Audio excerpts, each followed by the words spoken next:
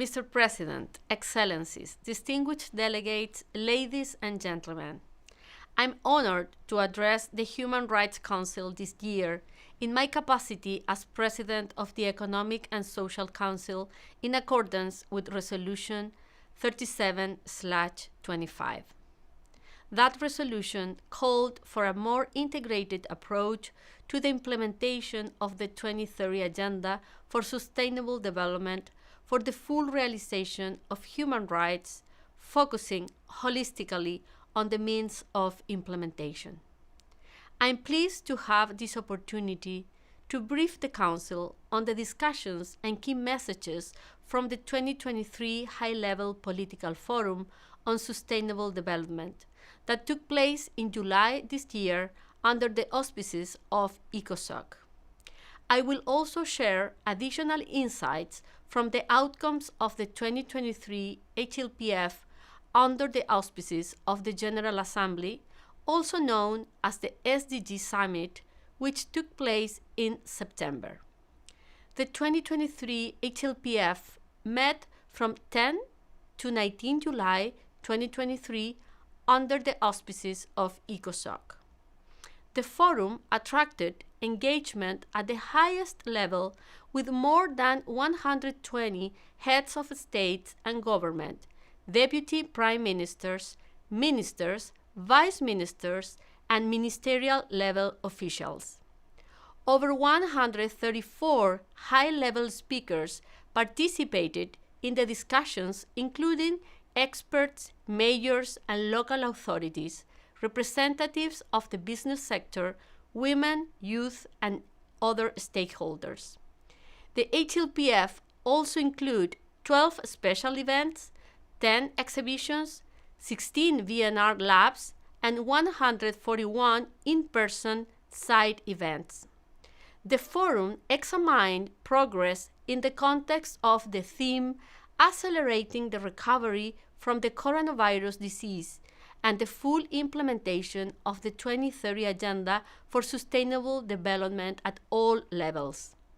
It conducted in-depth reviews of 5 Sustainable Development Goals, namely Goal 6 on clean water and sanitation, 7 on affordable and clean energy, 9 on industry, innovation, and infrastructure, 11 on sustainable cities and communities, and 17 strengthening the means of implementation and revitalizing the global partnership for sustainable development. During the HLPF ministerial segment, 38 countries presented voluntary national reviews. The European Union presented its first voluntary review. Countries stressed challenges that the ongoing crisis represent to the implementation of the 2030 Agenda. The impacts of COVID-19 pandemic and challenges of recovery remain a main concern among countries because of the setbacks they represent for SDG achievement. Many countries stressed that access to finance is critical for countries to accelerate progress towards the SDGs. The HLPF underlined that collectively the world is not on track to meet the SDGs. Countries have been severely impacted by multiple interlocking crises that have further amplified pressing challenges, including those relating to poverty, food insecurity, inflation, debt, and energy.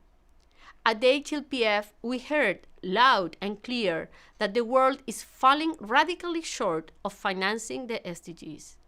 A massive mobilization of resources is needed, including from private sources. Disturbingly, many countries, particularly in Africa, are allocating a greater share of resources for debt service than for public services. There was a clear call for effective, accelerated, transformative action at all levels to achieve the SDGs and ensure that no one is left behind. Innovative policies and systemic change are needed to support the SDGs, counter current global trends, and promote multi-stakeholder collaboration. countries stressed that the commitment to leave no one behind must be realized, including through actions supporting gender equality and addressing the challenges faced by children and youth. Vulnerable populations are key stakeholders and must be included in the decisions and actions for SDG implementation. The voices of women, girls, and youth must also be amplified and accepted upon that to achieve all 17 SDGs. The HLPF served to identify priorities and helped build political momentum for SDG Summit. The summit took place from 18-19 September with 57 heads of state, vice presidents, 30 heads of government, and 58 deputy prime ministers and ministers taking the floor. The summit adopted an ambitious political declaration which sends a strong political signal on the importance of reforming the international financial architecture. It also highlights the imperatives of human rights across the document. It resolves, between now and 2030, to end poverty and hunger everywhere, to combat inequalities within and among countries, to build peaceful, just, and inclusive societies, to respect, protect, and fulfill human rights and achieve gender equality and empowerment of all women and girls, and to ensure the lasting protection of the planet and its natural resources. It also resolves to eliminate all forms of violence against women and girls and step up efforts to fight all forms of discrimination. At the same time, the political declaration underscores the need to build peaceful, just, and inclusive societies that are based on respect for human rights, effective rule of law, and good governance. It highlights concerns of how armed conflicts and human suffering undermines the realization of sustainable development. And it recommits to cooperate internationally to ensure safe, orderly, and regular migration with full respect for human rights and the human treatment of migrants.